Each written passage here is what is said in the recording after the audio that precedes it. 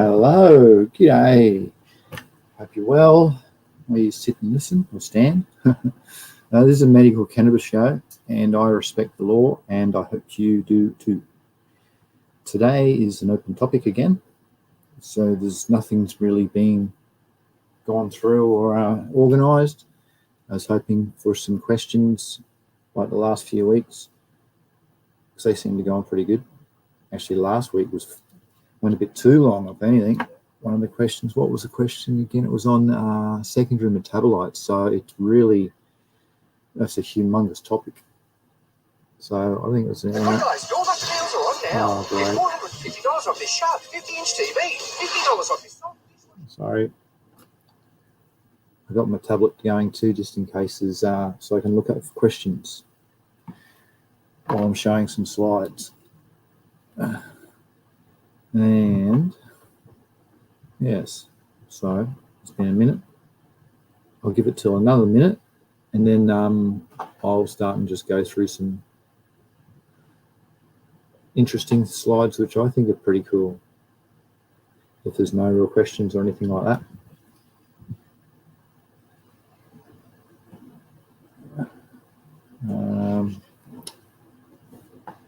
It's another 30 seconds now. I'll start at the 2-minute mark.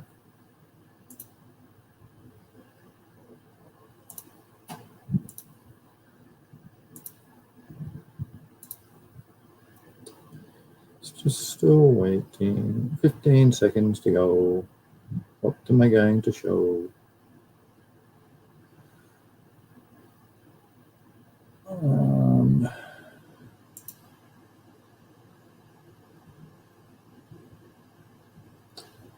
Not really sure. It's 2 minutes, so now I should be starting.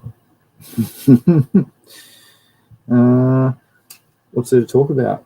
This is very hard when I've got to make something up, so I'm not sure what you guys and girls are really interested in. All right, well, there was a question that came through the week, and it's still ongoing, I suppose you could say. The question reads, I think my flower, should I show it? How can I share screen? Present, share screen. This is about the only thing I've really got to discuss. I hope you got some questions, and then we can go through some good stuff. So in the questions, this person said, I think my flower is about to die. I'm on week 4. I don't know what's going on, or more, I keep getting different recommendations for fertilizer amounts. So I said, what's your ppm and pH from your runoff? What color and shape do your leaves have at the moment? And then the reply was, in cocoa core, the color changed, the pH dropped to even out to yellow, but on flush today, so it should be pretty low. But I heard them say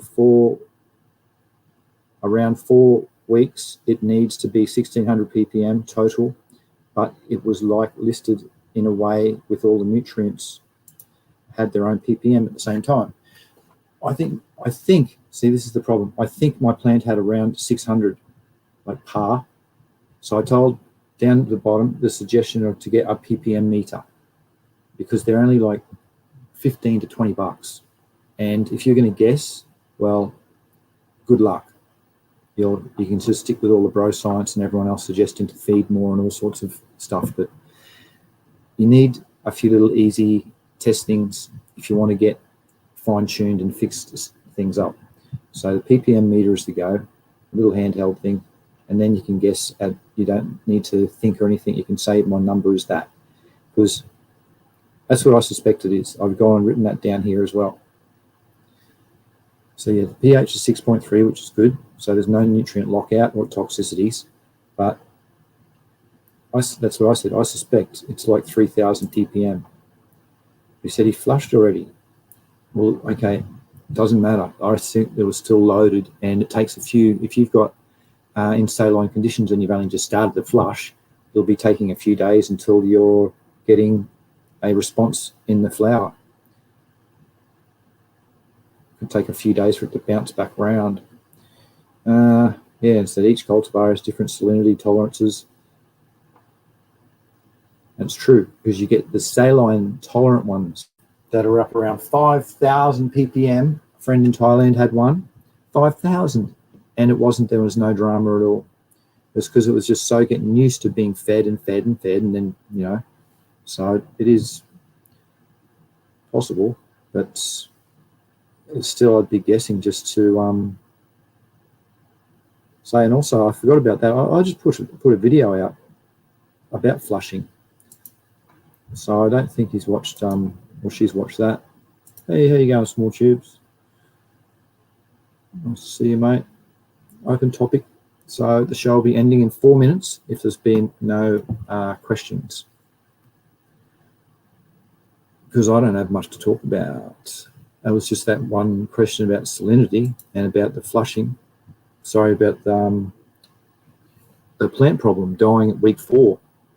There's not much. Remember, the plant has 17 nutritional elements and 3 beneficials, and out of those, the first 3, 96% of them come out of the air. So it needs so little feed. So that's why people always say, you know, well, that's why it's always best to not give enough, I suppose, instead of going into the toxic amounts. And then it depends on your watering program. So if you're going feed, water, or feed, water, or how much runoff you're getting off each time, or if you're getting no runoff. So there's heaps of different ways to do it all, just to see what, it depends what you want in the end. And buying those little cheap meters, they really help. It's only the pH and the little EC meter is really the 2 things to get you through, I think. Yeah. Still 7 minutes, not much questions. Bit of a quiet day, this one. Oh, well, that's all right. It's always good to have a quiet day.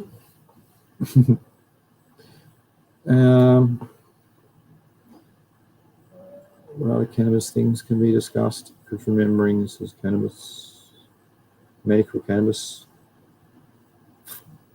2 minutes to go. There's no questions. Right, I'll just, what can I jump into? So what was that one? World Canner Education Need. Oh, this is actually to do with salinity as well. Yeah, I'll share this one. This was and this will just wrap it up if there's no questions.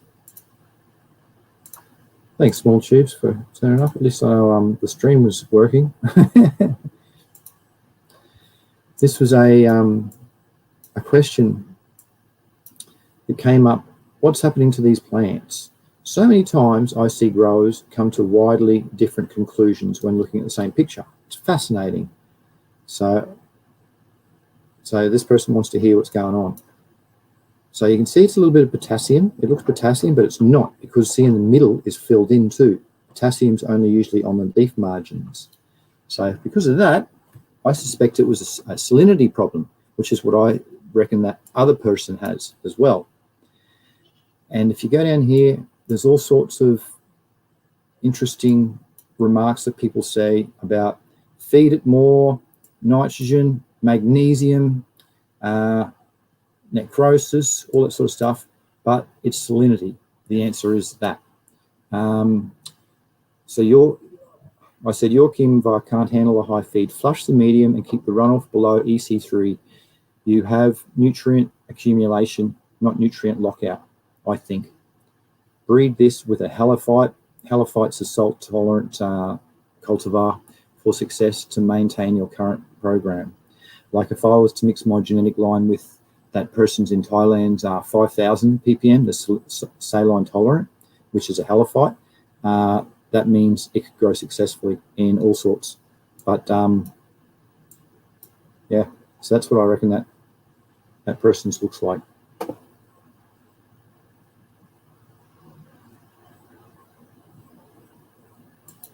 Righto. All right, been 10 minutes. It's Main Green. Here you go, Main Green. All right, I was just about to sign out, mate. There's been no questions today. To keep the stream lit, I'm starting it differently now. I'm not doing any news or any studies because they are taking up too much of my time. So I'm just going and waiting for questions to come through. And like last week, and it went for quite a long time on secondary metabolites. So this week's had no questions, so I can't elaborate. So I'm just about to sign out, mate. Unless someone puts some questions through real soon. It's going to be a very short show. And back to the Easter preparations. If you're religious, which I'm not. Easter eggs are nice though. Love eating those Easter bunnies and the ears off them, the red tulip ones. Oh gosh, yum. Righto. Well, I don't have much more to say, so I think I'm going to sign off. So thank you for listening. Thank you for the few people that rocked up, and I hope you can bring your questions to next week so we can have a more extended show and chat a bit more.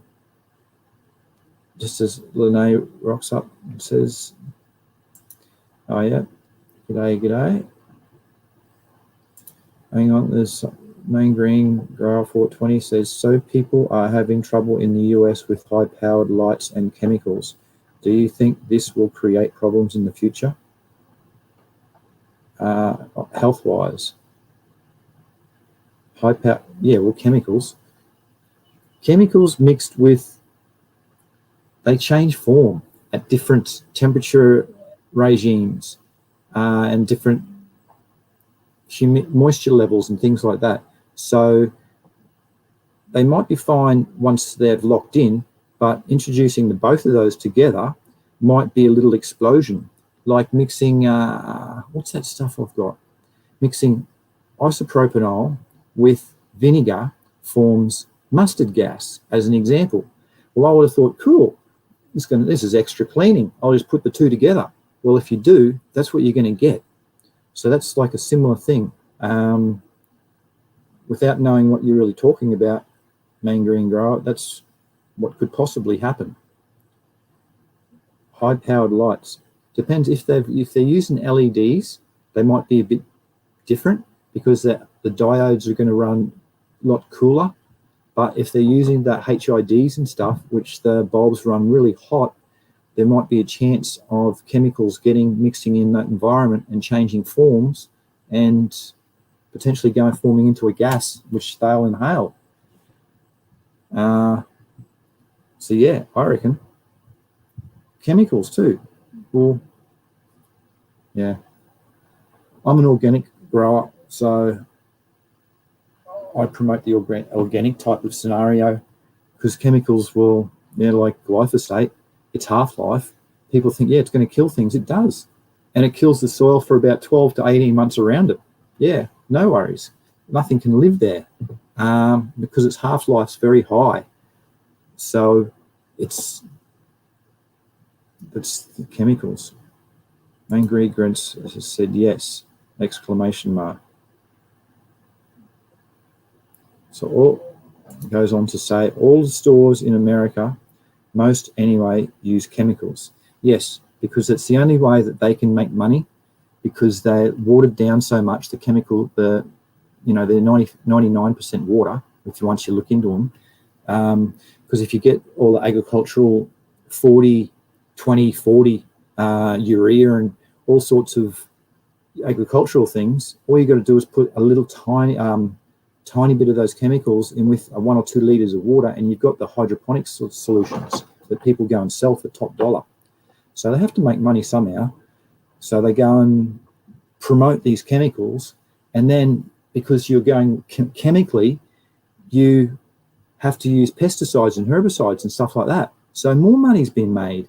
So that's why they really, for manufacturers and from a shop's perspective, there's not many people that will promote organics because they can't really profit that well out of it unless you go down to like the Down to Earth, which is rad, which I know you use. And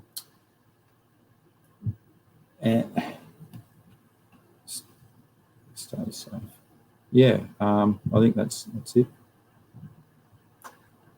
It's run off topic a bit there, but yeah, the shops, that's what they promote because they can make money off that. Where there's organic stuff, you don't need much of it, and then you'll be having organic practices, so you'll be reusing your substrates, so they won't make money again. So it's all a money thing. So, yeah, but like those bad companies, how they create problems, and then they have their divisions in their companies to create other chemicals and drugs to combat them. Yeah, I'm not going to, the ones that start with B and M, those bad two companies that they merged actually. But yeah, they do stuff like that.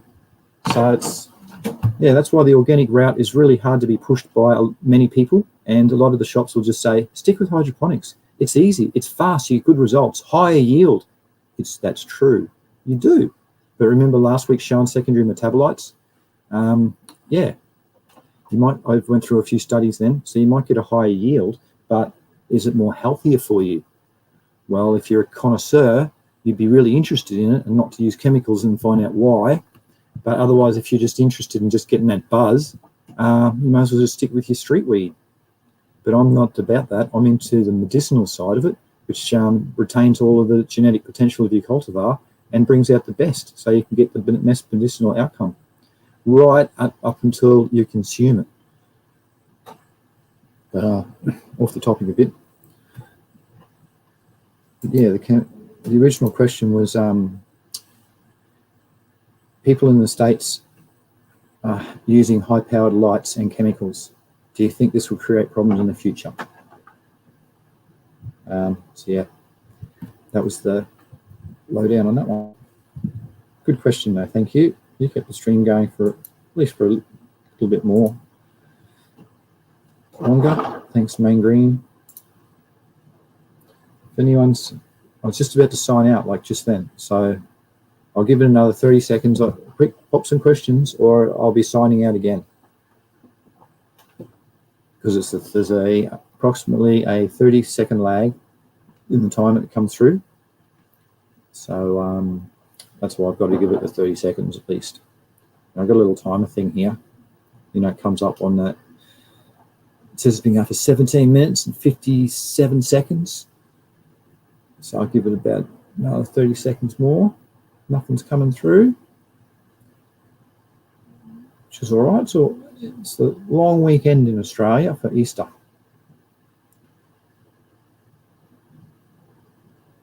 Righto, well, that was good.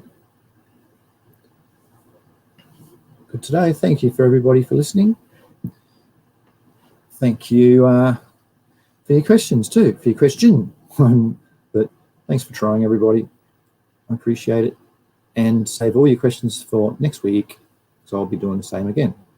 And hopefully we can go a little bit longer. But I don't mind if it's went, because at least that one question was answered and hopefully it might help somebody. I don't have much else to say. I'll try and, just in case this happens again, so it's not 2 weeks in a row, I might look through and get a bit of a topic like salinity as a topic or something to discuss. Yeah, just so it's not so boring. All right. Thank you, everybody. Hope you have a good, fantastic week. Happy breeding, happy growing, and good health to you all. Bye-bye.